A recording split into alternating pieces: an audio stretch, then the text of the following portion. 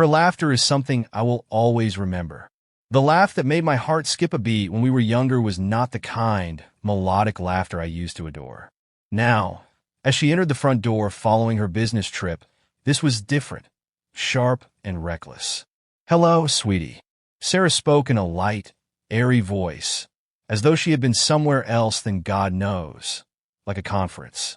Her laughter still reverberated as she kicked off her heels and threw her purse onto the chair near the door, but then she noticed it, the framed picture. Her laughter ceased on the dining room table as if someone had pressed a switch. Her smile wavered, and her face lost its color. She stood there for a moment.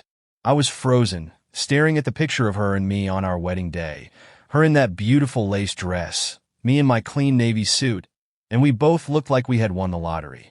However, I had added a small element to the picture. The words "I know" were written in bold red letters across the glass. Her eyes were wide with dread as she turned to face me. "What is this, jackass?" He leaned with his arms folded against the kitchen counter. "Sarah, why don't you tell me?" She opened her mouth, but nothing came out. She was trying to figure out how much I knew, what I knew, and how I found out, and I could see her mind spinning. Her voice trembled. "Jack, I don't know what you're talking about." The self-assured facade crumbled as I let out a bitter laugh that even I didn't recognize. "Please don't disparage my intelligence. For months, you have been deceiving me with your business travels, late office hours, and unexpected enthusiasm for coming to the gym." I pointed to the picture, and suddenly this appeared. I took my phone and looked at a string of images, each one more incriminating than the one before it. Sarah's face was creased as she and her business partner Mark held hands at a seaside resort, kissed beneath a cabana, and laughed over drinks at a bar. "I can explain, Jack. I lost my temper. Could you perhaps explain how you've been skulking around with Mark while I've been working late to cover your expensive yoga trips and spa days?" With every syllable, my voice got louder until I was virtually yelling. "You lied to me, Sarah, over and again. Are you simply sorry you were caught? Or do you even feel bad about it?" She moved in my direction. Her hands were raised as if she believed an embrace would help resolve things. "Please allow me to explain, Jack. It is not what it appears to be." I halted her in her tracks by raising a hand. Don't. For the last 2 months, I've gathered all the information I could discover." Are you curious as to why her lips quivered? She didn't respond because I wanted to be certain that I wasn't imagining things or going mad. Things now that I'm certain I've made some choices, even though she was crying. I didn't feel sorry for her because of what she had done. I started by saying, "I've already filed for divorce," in a cool, collected tone. "My lawyer is holding the documents. I would advise you to review the prenuptial agreement you signed before considering appealing it. You will receive them tomorrow." Her expression lowered even more. The prenuptial agreement was unbreakable and was intended to safeguard my family's company in the event of a crisis.